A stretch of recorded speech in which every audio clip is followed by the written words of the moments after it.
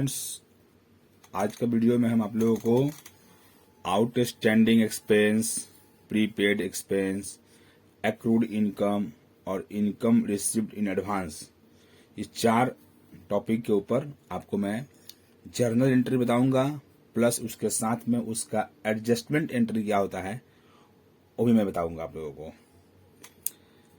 तो outstanding expense क्या है सर? ये एक तरह का बिजनेस के लिए लायबिलिटीज है, क्योंकि आउटस्टैंडिंग एक्सपेंस का मतलब होता है कि किसी भी एक्सपेंस का डेट क्रॉस हो गया और आपने उसको पेमेंट नहीं किया, उसको बोलते हैं आउटस्टैंडिंग एक्सपेंस। तो जैसे आपको बता रहे एग्जांपल के साथ में, वेजेज जो है, आप अपने कंपनी के जो एम्प्लॉय है, वर्कर्स है, उसका वेजेज ड्यू है but not paid. Wages due but not paid का मतलब हुआ कि वेजेज का डेट जो था वो क्रॉस हो गया और आपने उसको वेजेज अभी तक पेमेंट नहीं किया। तो जब आपने उसको पेमेंट नहीं किया तो आपके ऊपर क्या है, ये एक लायबिलिटीज हो गया कि फ्यूचर में हमें उसको वेजेज पेमेंट करना पड़ेगा। तो उसका जर्नल एंट्री क्या होगा? Wages account DR debit to outstanding wages account. ये एंट्री हो गया wages account debit to outstanding wages, यानी एंट्री बनेगा कि जो भी एक्सपेंस होगा वो डेबिट, और जो लायबिलिटीज बन गया हमारे लिए आउटस्टैंडिंग, तो वो हो जाएगा टू आउटस्टैंडिंग वेजेज अकाउंट। और एडजस्टमेंट जब एंट्री भी पास करना होगा तो सेम एंट्री पास होगा, wages account debit to outstanding wages. Second number, prepaid expense. ये बिजनेस के लिए एसेट्स होता है। प्रीपेड एक्सपेंस का मतलब होता है कि आपने कोई एक्सपेंस पहले ही पे कर दिया। जैसे आपने क्या किया, इंश्योरेंस प्रीमियम का जो पैसा पे किया, जनवरी मंथ में पे किया, लेकिन वो पैसा जो है जनवरी मंथ में पेमेंट करने के बाद भी देखा गया कि वो फरवरी और मार्च दोनों मंथ का भी आपने एक्स्ट्रा पेड कर दिया। तो आपका वो क्या है, इंश्योरेंस जो प्रीमियम का पैसा है वो एक्स्ट्रा पेमेंट हो चुका है 2 मंथ्स का, तो उससे बोलते हैं हम लोग हैं पेमेंट जो हम लोग किया वो एडवांस हो गया, तो उसको हम लोग प्रीपेड बोलते हैं एक्सपेंस। तो ये हम लोगों के बिजनेस के लिए एसेट्स होता है। क्यों?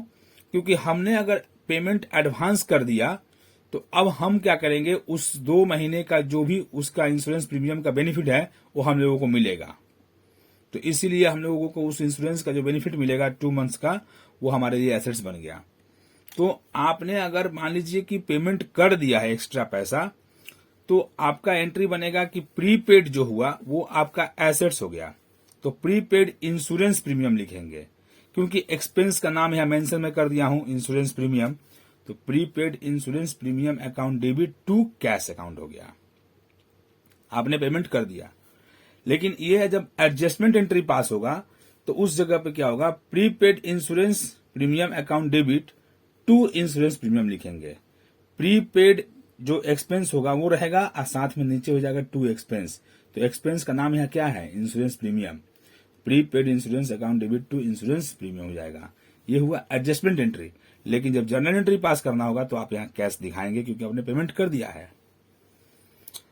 Third number, accrued income. Accrued income का मतलब होता है कि जो इनकम आपने अर्न कर लिया, कमा लिया, जो पैसा आपने कमा लिया, लेकिन आपको अभी तक वो पैसा मिला नहीं, तो वो क्या है, फ्यूचर में वो पैसा आपको मिलेगा, तो वो आपका बिजनेस के लिए बन गया एसेट्स। एक्रूड जो इनकम हुआ एसेट्स हो गया। जैसे एग्जांपल ले लीजिए, interest earn but not received. आपने इंटरेस्ट कमा लिया लेकिन अभी आपको मिला नहीं, तो उसका एंट्री क्या होगा, ये एसेट्स है। चूंकि एक्रूड जो है वो वर्ड जो लगा, तो एक्रूड जो भी इनकम होगा वो हमारा एसेट्स होगा फ्यूचर के लिए, क्योंकि मैंने पैसा तो कमा लिया लेकिन मुझे मिला नहीं है, तो वो एक्रूड हो गया। तो वो एक्रूड जो इनकम होगा वो हमारे लिए एसेट्स हो गया, और एसेट्स हो जाएगा debit, accrued interest account debit to interest account. और एडजस्टमेंट एंट्री भी इसका सेम पास होगा, accrued interest account debit to interest account. Number 4th और last, income received in advance. ये हमारे बिजनेस के लिए होता है लायबिलिटीज। आप कोई भी अगर इनकम एडवांस में कर लेंगे तो आपके ऊपर रिस्पॉन्सिबिलिटी हो गया कि उस इनकम के बदले आपको सर्विस देना पड़ेगा फ्यूचर में। तो इसीलिए वो आपके लिए बन गया लाइबिलिटीज। तो जैसे एग्जांपल ले लीजिए, रेंट रिसीव्ड इन एडवांस। आपको अगर कोई भी रेंट अगर एडवांस मिल जाए, सपोज कीजिए जनवरी मंथ का रेंट पे करना है, मैंने आपको मिलने वाला है, तो वो जो आदमी पेमेंट किया वो आपको क्या किया कि जनवरी मंथ के रेंट के साथ में फरवरी और मार्च का रेंट पे कर दिया। तो इसका मतलब आपको तो रेंट मिल गया, अब आपका रिस्पॉन्सिबिलिटी बनता है कि वो उस आदमी को आपको फरवरी और मार्च में भी वहां रहने के लिए आपको जो भी यह है रेंट के लिए सर्विस है, फैसिलिटी है, देना पड़ेगा। ये आपके लिए लाइबिलिटीज बन गया। तो यहां एंट्री क्या बनेगा कि जब आपको इनकम अगर एडवांस में मिल गया है तो जर्नल एंट्री पास होगा, कैश अकाउंट डेबिट टू जो रेंट है इसमें मैंने आपका इनकम, सॉरी जो इनकम है वो इनकम आपका हो जाएगा यहाँ पर इनकम रिसीव्ड इन, यानी कि रेंट यहाँ पर इनकम क्या है, रेंट है, rent received in advance account. ये हम लोग का लाइबिलिटीज है, तो चूंकि क्रेडिट हो गया।